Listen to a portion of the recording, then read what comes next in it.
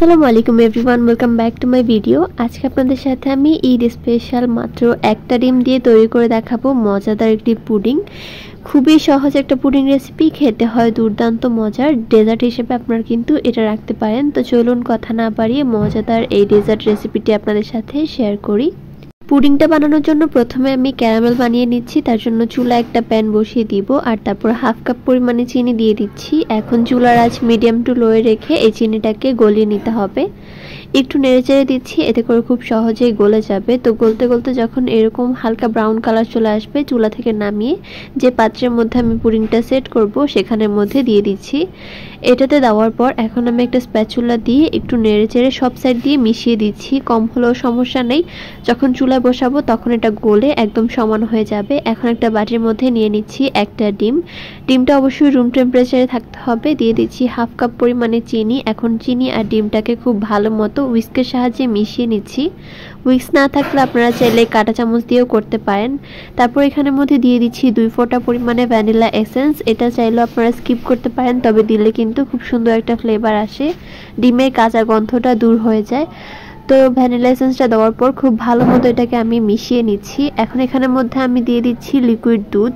দুধটা আমি আগে থেকে জাল করে রেখেছিলাম। তো প্রথমে 1 কাপ পরিমাণে দুধ দিয়ে খুব ভালো মতো মিশিয়ে নিচ্ছি।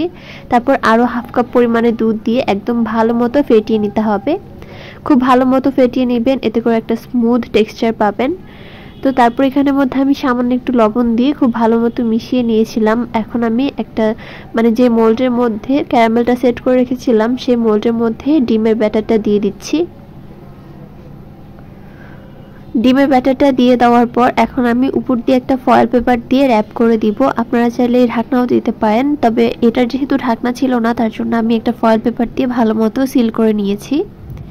একদম সব সাইড দিয়ে ভালো মতো সিল করে নিতে হবে, এতে করে পানিটা যাতে ভিতরে না ঢুকে। এখন আমি একটা কড়াই নিয়ে নিচ্ছি, তারপর নিচে একটা স্ট্যান্ড বসিয়ে দিব।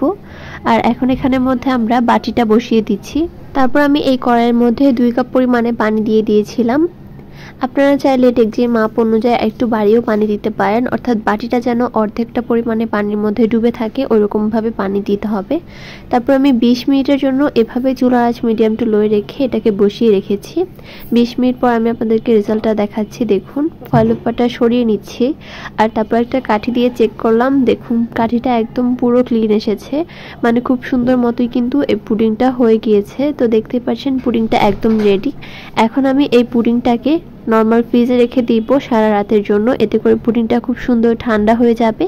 আর পুডিং যেহেতু ঠান্ডা ঠান্ডা খেতেই মজা লাগে, তার জন্য কিন্তু আমি ফ্রিজে রেখে দিয়েছি। তো ফিরে আসলাম সারা রাত পর সকালবেলা। তো দেখুন, পুডিংটা খুব সুন্দর মতো সেট হয়ে গিয়েছে।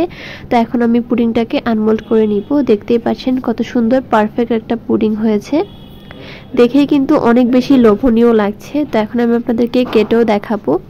পুডিংটা দেখতে একটু ছোট হলেও কিন্তু খুব সুন্দর মতো পারফেক্ট হয়েছে, আর খেতেও কিন্তু অসাধারণ ছিল। আপনারাও চাইলে কিন্তু বাসায় এই ঈদে চাইলে এরকম পুডিং বানিয়ে পরিবেশন করতে পারেন, একদম অল্প খরচে অল্প সময়। তো আমার আজকের ভিডিওটি ছিল এই পর্যন্তই। আল্লাহ হাফেজ।